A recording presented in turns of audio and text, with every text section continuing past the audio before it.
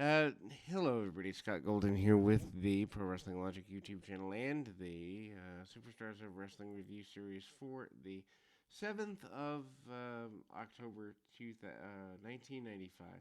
Hype for the Hakushi and Barry Horowitz team is here. Dean Douglas and Horowitz in a match. Actually, more competitive than Douglas should want. A couple of roll ups by Horowitz, three-quarter roll, chin crusher, and other basic maneuvers. Also, the attempt of a backdrop by Douglas. Douglas, of course, a couple of weeks away from winning the Intercontinental Championship for one day before going back to ECW before the end of 1985. I believe he goes back either late November, early December, but his ill-fated run here. Also, Chris Candido, aka Skip, and Rad Radford, aka Louis Piccoli, make their way down with Sonny to try and interfere in the contest here. That does not go according to plan.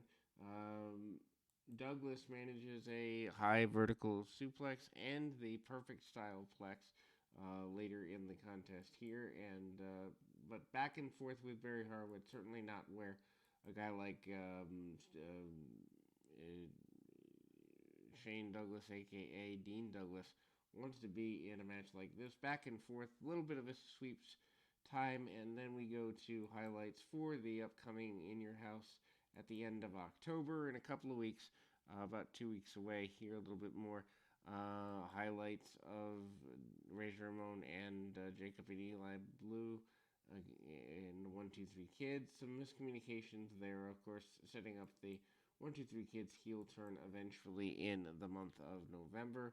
But they eventually shake hands and, as mentioned, are going into the In Your House as a team there. Savio Vega out next, and he is in a wanting to get in there with an enhancement talent situation, and ultimately Vega, of course, TNT in the WWC and IWA. Puerto Rican promotions run in though from John Pierre Lapite, otherwise known as the Pirate, who has had issues with Bret Hart as of late. The enhancement talent goes back and forth with Savio Vega, hard chops and the like, and ultimately spin wheel kick. Vega heads to the outside, getting the kick off, and off we go. Ahmed Johnson once again talks about wanting to be a role model. Ahmed Johnson certainly never good for promos, but good for the look, and that's what Vince McMahon has always really cared about. Enhancement talent match for Isaac Yankem DDS against a young man. Hits him with a sidewalk slam, which actually comes in later as Yankem, also known as the Fake Diesel, in 1996. So Yankem goes through a couple of goofy gimmicks before getting settled with the Kane gimmick that lasted him 20 plus years. Anyway, regardless, Yankem managing to pull his opponent up, hits a couple of hard shots along the way, and short clotheslines, and then kind of a choke bomb, getting a victory there. Shawn Michaels comes out and does an interview where he talks about the upcoming issues in the World Wrestling Federation and basically talking about being the Intercontinental Champion.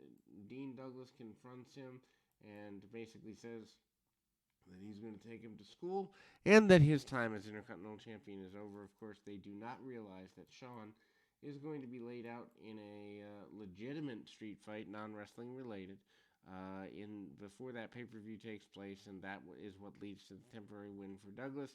Kama and Sid Vicious, Psycho Sid, up next in a tag team match with none other than Bam Bam Bigelow and Henry O. Godwin. Of course, Godwin had been powerbombed before. We've seen a version of this match before, I do believe, but the brawl for the $1 Million Corporation of Kama and Sid is pretty intense here.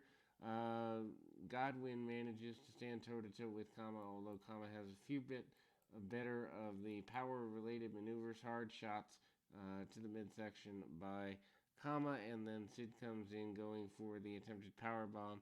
And a sunset flip from Sid is not something we ever thought we would see, but we do end up seeing it anyway.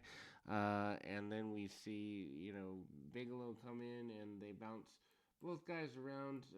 This just shows kind of the weakness of the 1995 time frame, as this match goes much longer than it should. Kama, doing the MMA style fighter, gets a few shots in. Sid holds him off, and again we see more brawling. Of course, I believe the match that happened between these two teams previous week, or maybe 2 weeks ago now, ultimately led to Sid getting slopped and demanding the rematch. Sid manages to catch Bam Bam Bigelow pretty aggressively. Sid cuts the ring off on Bigelow. Certainly, this is not a time that anybody needs to go see. Kind of a weak time in the WWF, although it does make me sad because within a couple of years, we're into the cool heel thing. A chokeslam, though, from the second rope on the inside by Sid leads to the victory for the $1 Million Corporation. Sid finally gets his revenge, and he is a happy person. Then we go to another enhancement match, this time the Brooklyn Brawler, who's been around what seems like forever. I believe it's his first run in 84, 85, and he's there up until about 97 or so. Marty Jannetty, who's getting ready for Goldust at the upcoming pay-per-view, is the opponent for the Brawler here. Brawler gets a couple of side headlocks off, and Jannetty gets a couple of tackles. Jannetty also goes through the bottom rope with a baseball slide, and Jannetty goes back in, comes back over, hits the super kick and the top rope fist drop, hits the rocker dropper as well, gets a victory, does Marty Jannetty. Jannetty, a guy who always plagued by personal issues, never could get the singles run a lot of people believe he deserved in the WWF. The Rockers, one of, if not my, I would say easily top 3 tag teams of all time. Certainly sad to see them in the situation. The Bulldog basically says that Diesel, who he will be facing at the In Your House pay-per-view, will be chanting UK UK instead of USA USA. Upcoming in a couple of weeks, says he is going to defeat Diesel. Mabel basically says he's looking to cause carnage and destruction against The Undertaker at the same pay-per-view, and off we go there. Shawn Michaels and Dean Douglas will do battle for the Intercontinental Championship. Of course, that match, as pre-mentioned, will not take place, and we will close on that basic note. We will be back with more right after this.